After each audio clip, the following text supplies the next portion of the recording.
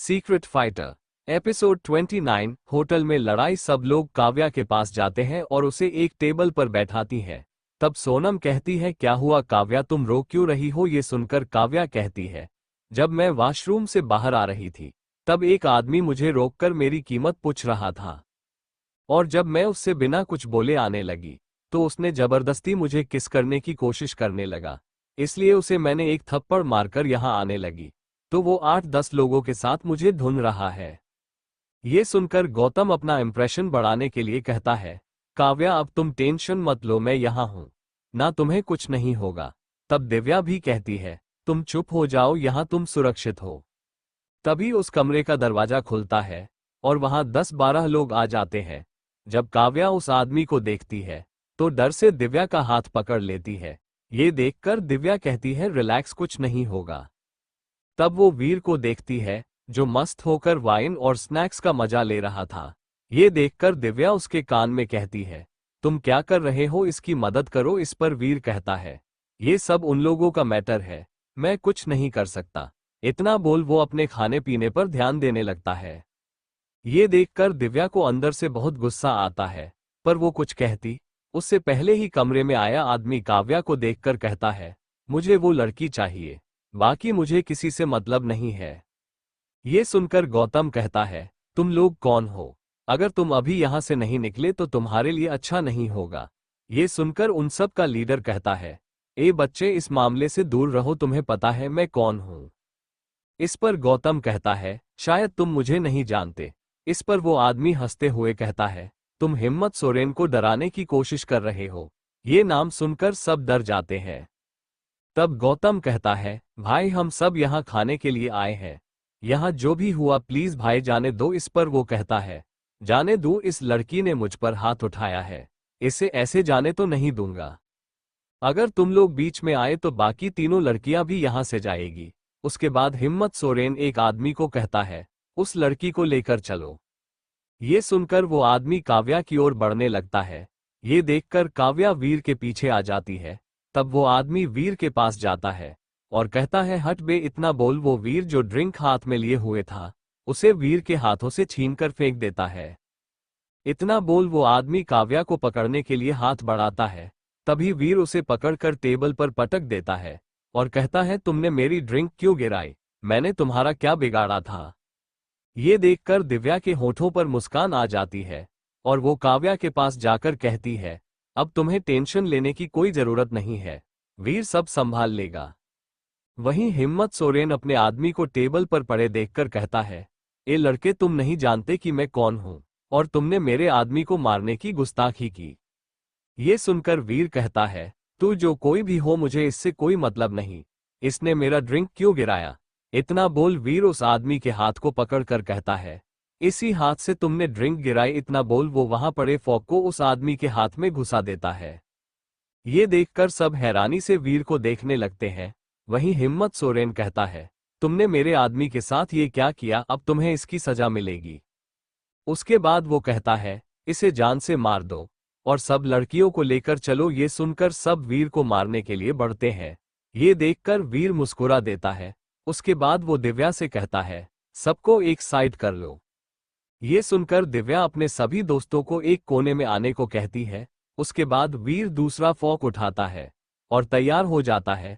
उसके बाद वो उन लोगों पर भूखे भेड़िए की तरह उन पर टूट पड़ता है। किसी के आंखों, पैरों में, हाथों में, इसी तरह सबके किसी ना किसी अंग में फॉग घोंपकर सबको मारने लगता है, जिससे वहां सिर्फ लोगों की चीखें सुनाई पड़ती है। वहां का नजारा देखकर तो दिव्या के सभी दोस्त कांपने लगते हैं। वहीं हिम्मत सोरेन तो ये सब देखकर डर जाता है और वहां से भागने के लिए पीछे मुड़ता है। तभी एक चेयर उसके सिर पर लगती है, जिससे वो जमीन पर गिर जाता है और दर्द में चिल्लाने लगता है।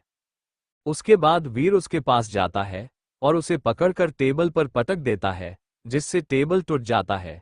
फिर वो हिम्मत के पास जाता है और उसके सामने बैठकर कहता है, तुमने क्या कहा? तुम कौन हो? मुझे उस समय कुछ समझ में नहीं आया। ये सुनकर हिम्मत सोरेन की हिम्मत नहीं हुई कुछ बोलने की। तब वीर उसके एक पैर में फॉग घुसा देता है, जिससे उसकी जोरदार चीखें वहां गूंजती है। उसके बाद वीर कहता है, तुम्हें जिसे बुलाना है बुला लो, मैं यही हूं।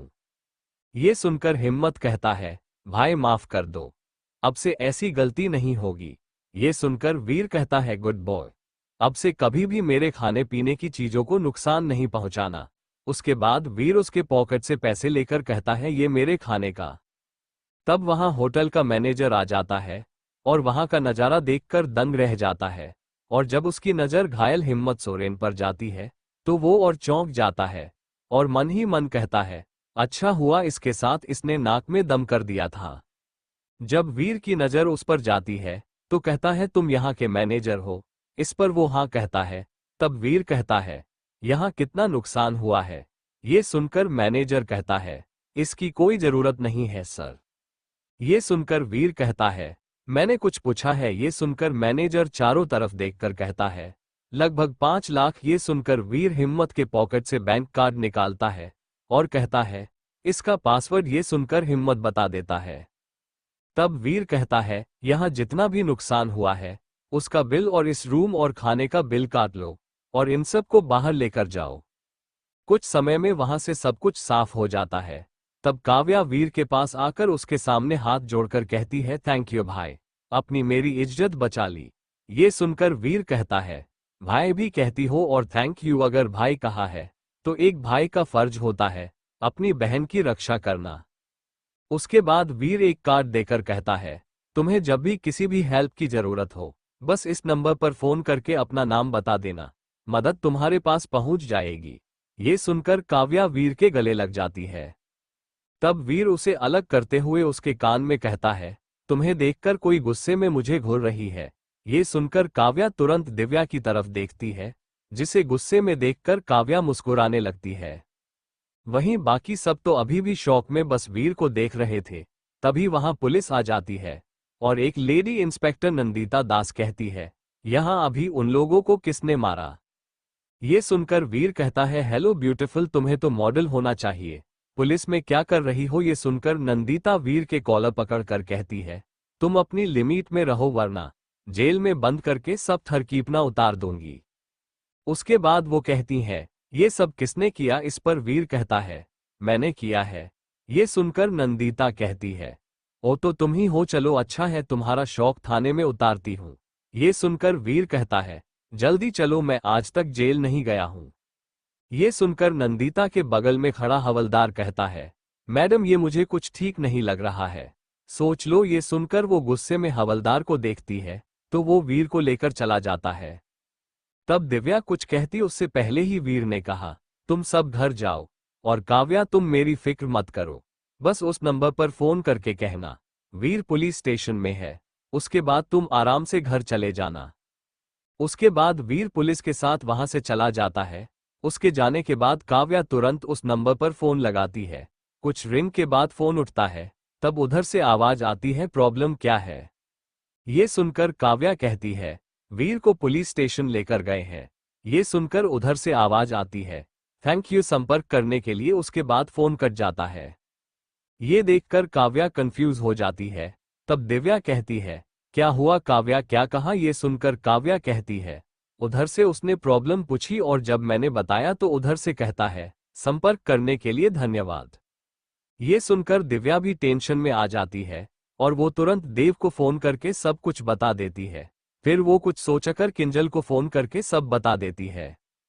वहीं किंजल धीरज के साथ उसके घर में थी। तब धीरज कहता है, क्या हुआ, किसका फोन था और तुम इतना परेशान क्यों लग रही हो? इस पर किंजल सब कुछ धीरज को बता देती है, जिसे सुनकर धीरज हंसते हुए कहता है, बस इतनी सी बात है, तुम इस बारे में मत सोचो, उन्हें कुछ नहीं होगा। और हाँ, कोई ऐसा थाना नहीं जो उन्हें 5 मिनट से ज्यादा देर तक रख ले, और अगर वो वहां गए होंगे तो वो उनकी मर्जी होगी, तुम इस बारे में भूल जाओ। ये सुनकर किंजल कहती है, तुम लोग हो कौन? इस पर धीरज कहता है, हम लोग नहीं, सिर्फ बॉस क्या है, हम में से कोई नहीं जानता। एपिसोड 30 जेल से रिहाई। नंदिता दास वीर को गाड़ी में बैठाती है और थाने की तरफ चल देती है। तब वीर कहता है, तुम इतनी सुंदर हो, पुलिस में क्यों भर्ती हुई? तुम्हें तो फिल्मों में होना चाहिए। ये सुनकर नंदिता गुस्से में कहती है, तुम्हें उसकी फिक्र करने की जरूरत नहीं है, तुम्हें इस बात की चिंता होनी चाहिए कि अब तुम्हारा क्या होगा। इस पर वीर कहता है, जो होगा देखा जाएगा, मैं तो जेल जाने के लिए एक्साइटेड हूं। ये सुनकर नंदिता वीर को देखती है और अपना सिर नामे हिला देती है। कुछ देर बाद वीर को हवालात में बंद कर दिया और अपने केबिन में चली गई। करीब 9 बजे वीर के फोन पर शालिनी का फोन आया। तब नंदिता ने फोन उठाया। तब शालिनी ने कहा, तुम कहाँ हो? अभी तक आए क्यों नहीं? अभी सारा सामान ऐसे ही पड़ा है। ये सुनकर नंदिता कहती है, हेलो, कौन बोल रही हो? वहीं वीर के फोन पर किसी लड़की की आवाज सुनकर उसके दिल में थोड़ा दर्द हुआ, लेकिन वो हिम्मत करके पूछती है, आप कौन? इस पर वो कहती है, मैं इंस्पेक्टर नंदिता दास बोल रही हूँ, पनवेल थाने से। इस पर शालिनी कहती है, वीर कहाँ, वो ठीक है ना? तब नंदिता कहती है, उसे मारपीट के जुर्म में जेल में बंद किया गया है। ये सुनकर शालिनी हड़बड़ा जाती है और कहती है, मैं अभी वहां आती हूँ। इतना बोल वो फोन रख देती है।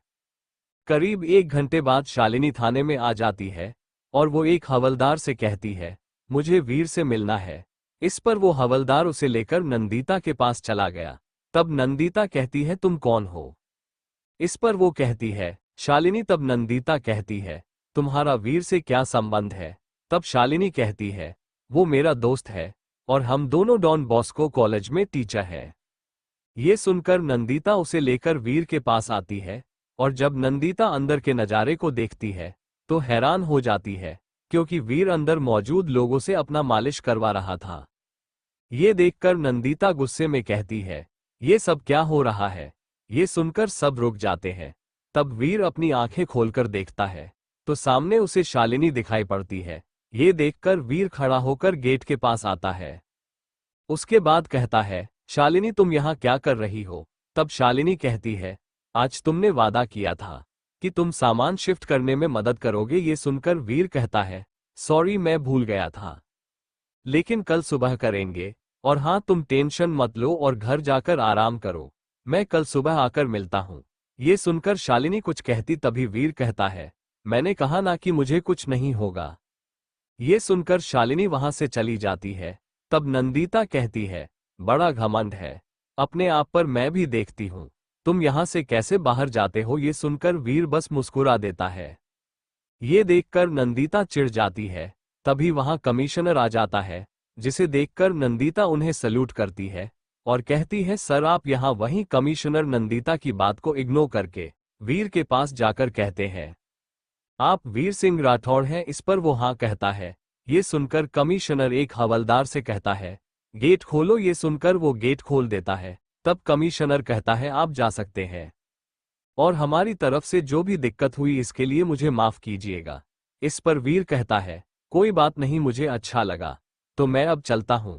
और हाँ, मेरा फोन। ये सुनकर नंदिता फोन वीर को दे देती है। उसके बाद वीर अपने फोन से एक मैसेज करता है। उसके बाद कमिश्नर से कहता है, मैं जिसके लिए यहाँ आया हूँ वो मुझे मिलेगा। ये सुनकर नंदिता चौंक जाती है।